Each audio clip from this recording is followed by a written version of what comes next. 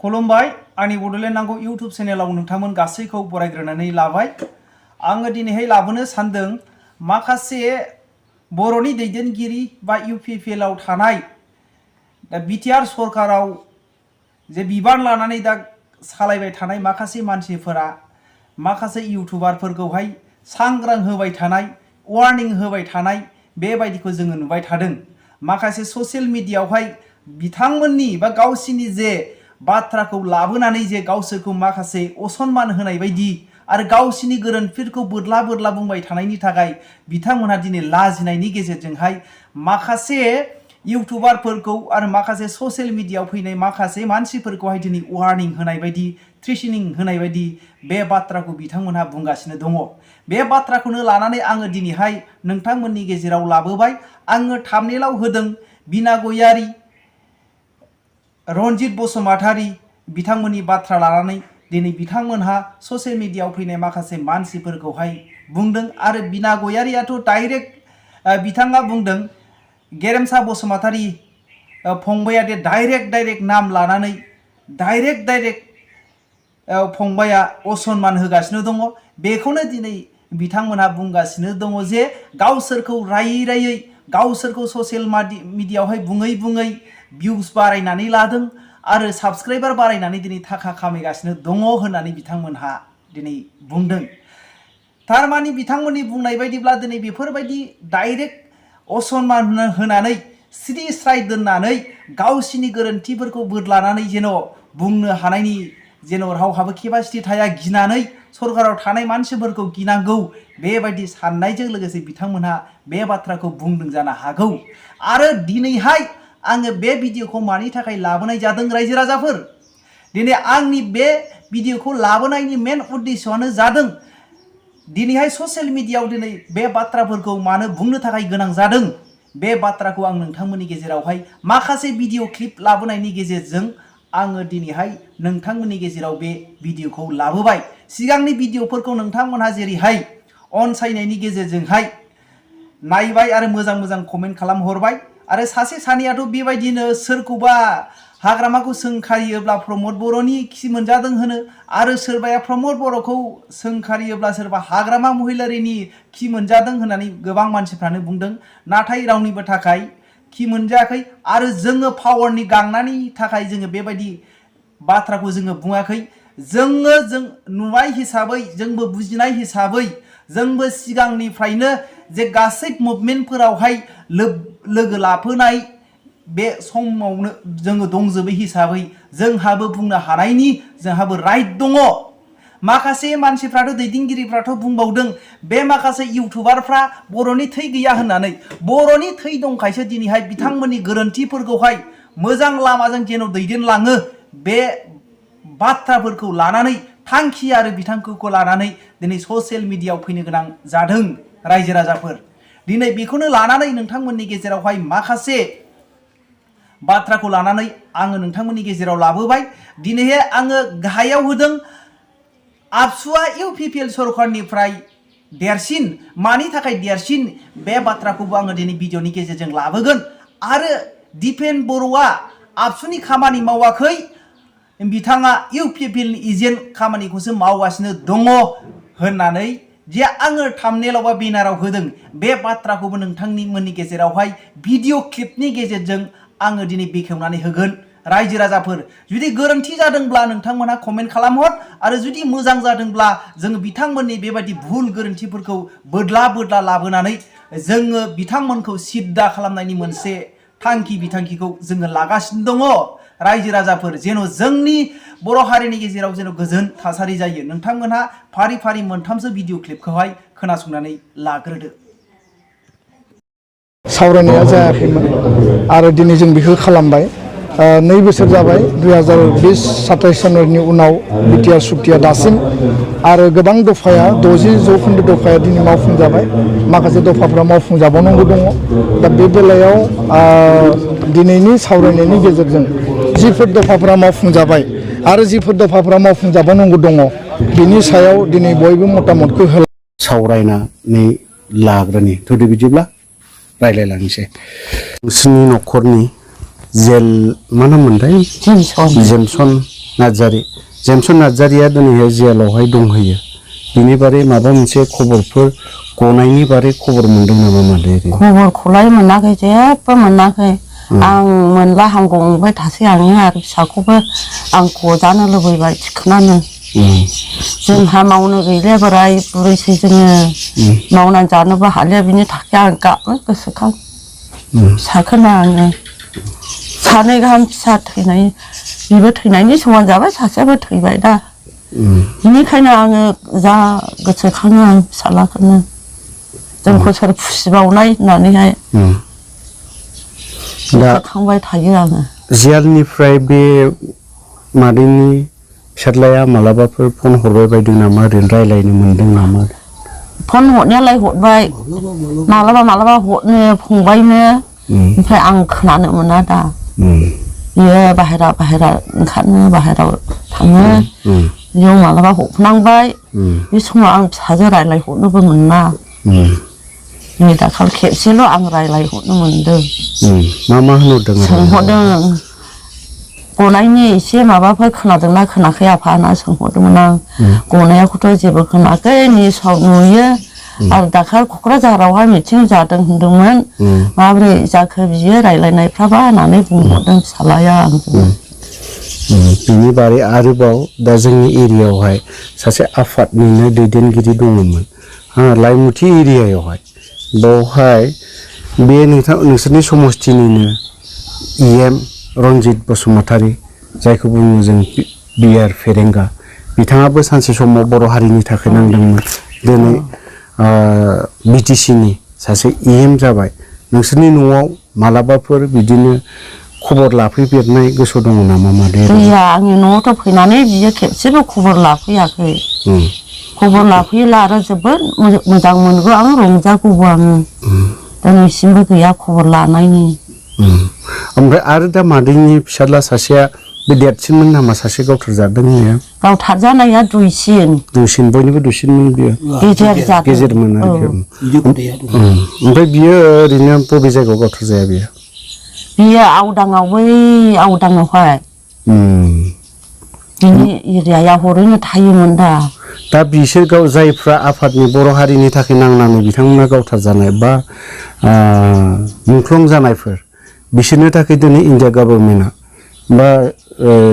गभर्नमेन्टआ 5 लाख करि मोनसे होनायनि खोथा होनदोंमोन दा बेफोरखौ मालाबा मोनबाय नामा मोनाखै गरसेबो मोनाखै हरनाखै हरनो खोमा सानो जोङो गोसोआवहाय गैया हरना दिनैसिमबो मोना फिसा थैनायनिबो मोना जेहेल जानायनिबो मोना होमब्ला जों माब्रै संसार जानाय जों बोराय नोंथांमोनहा दिनै खोनाबाय आङो दिनै दिपेन बर'नि बाथ्रानिफ्रायनो लाबोनो सानबाय आबसुनि आफादगिरि बिथांमोनहा दिनैहाय बिना गयारिया दि बुंदों दिनैहाय जोंखौ रायबाय राजनितिकआव थानाय मानसिफोरखौ रायबाय माखासे आबसुखौहाय दिनै रायनो नाङामोन सोंखारि नाङामोन होननानै दिनै मानो थाखाय सोंखारिदों रायजो राजाफोर दिनै सोंखारिनाया जोंना भुल जादोंना गोरोन्थि जादों नोंथांमोनहा बुं आरो गोबां मानसिफ्रानो UPPL खौ सोंखारियोब्ला गोबां UPPL नि सापर्टार मानसिफ्रानो बुंहरो दिनै हाग्रामानि खि मोनजादों होननानै आरो गोबां हाग्रामानि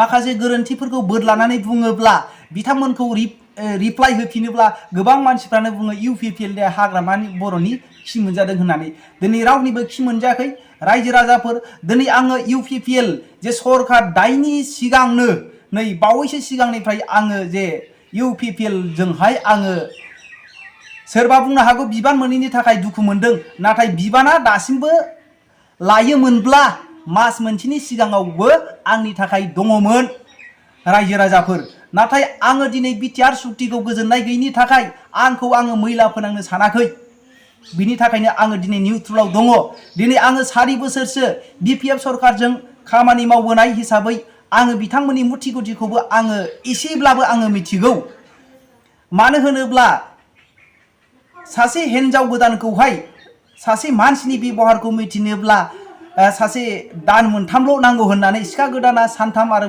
हिनजाव गोदाना दानथाम होननानै मोनसे बाथ्रा भावबो दङ 4 बोसोरसो बिथांमोनजों थानानै खामानि मावबोनाय हिसाबै आंबो मिथिगौ मानो होनोब्ला आंबो माखासे BPF नि मेम्बार मावफ्रामबोनायखाय आङो मिथिगौ। बिनि उनावहाय आङो UPPCDR निफ्राय लानानै UPPL नि सरकार दानायसिम आङो दिनैहाय दङमोन रायजो राजाफोर। आङो 12 बोसोरसो आङो UPPL नि प्राइमारिनि जेनेरेल सेक्रेटारि आरो ब्लकनि भाइस प्रेसिडेन्ट जानानै आङो मावबोनाय, जायनि फलाव आङो गासैबो मुथि गुथिखौ आंबो दिनैहाय मिथिगौ सोर माबायदिमोन। दिनै बिना गयारि मोनहा दिनै थाथिखि बाथ्राखौ दिनै बुंनो हायो। मानो होनोब्ला दिनैहाय जोङो जे समावहाय जोङो स्पिच बुंनो हानायनि जोङो फिसा मिटिंफोराव बेबायदिनो मानसिफोरखौहाय स्पिच होनानै मिथिं दावथिं गादोंमोन, बे समावथ' बिना गयारि मोनहा माबोरैहाय जेबो स्पिच बुंनो हानाय गैयै हान्थु थोर मावग्रा बेबायदि सासे सानै मानसिफोरखौ लेंनानै लाबोनाय सासे दैदेनगिरिसोमोन। दिनै UPPL सरकार जानाय लोगो लोगोनो बिथांमोनहा 2 बोसोर बासोल' जादों। बोसोरबासोल'नि सिगां जे बिटिआर सुक्ति जानाय लोगो लोगोनो बिथांमोनहा एखेबारे बोलो राखांबोनानै दिनै थाथिखि बुंनो हानायनि मोनसे केपासिटिया बिथांमोनहा फैदों। मानो होनोब्ला दिनै बेबायदि थाथिखि बुंनो हायोब्ला बिथांमोना गोजौआवहाय थानानै बेबायदिनो माखासे बे आब' बिना गयारि मोनहा आब' गाबज्रि हिसाबै बिथांमोना दिनै आंखौहाय गोसोआव दंना गैया?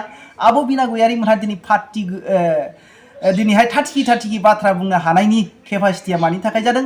दिनै सरकाराव थानो हायोब्ला थाथिखि बुंनो हायोब्ला दिनैहाय बिथांमोना माखासे फुटफुलि मोनगोन, सरकारावहाय दैदेनगिरि मोनगोन। बेबायदि हिसाबै माखासे बिथांमोननि दबाया बुंगोन, बिथांमोननि जलंगाया बुंगोन। बेबायदि हिसाबै दिनैहाय बिथांमोना थाथिखि बुंनो गोनां जादों। रायजो राजाफोर दिनैहाय बिथाङा बुंदों एबसुनि दैदेनगिरि दिपेन बर'खौ दिनै सोंखारि नाङामोन, गावखौनो सोंखारिनानै लानाय बेबायदि होननानै बुंदों। नाथाय दिनैहाय आङो दिनै थामनेलावबो होदों रायजो राजाफोर बेनारावहाय दिनै आबसुनि जे दिपेन बर'आ दिनै UPPL नि मा होनदों एजेन्ट खामानि मावगासिनो दङ। दिनै बिथाङा बेबायदि बाथ्राखौ दिनै बुंनो गोनां गैयामोन। UPPL सरकारा दिनैहाय बिटिआर सुक्तिनि दिनै 60% दिनैहाय मावजाबाय होननानै बुंदों। बहा मावजादों?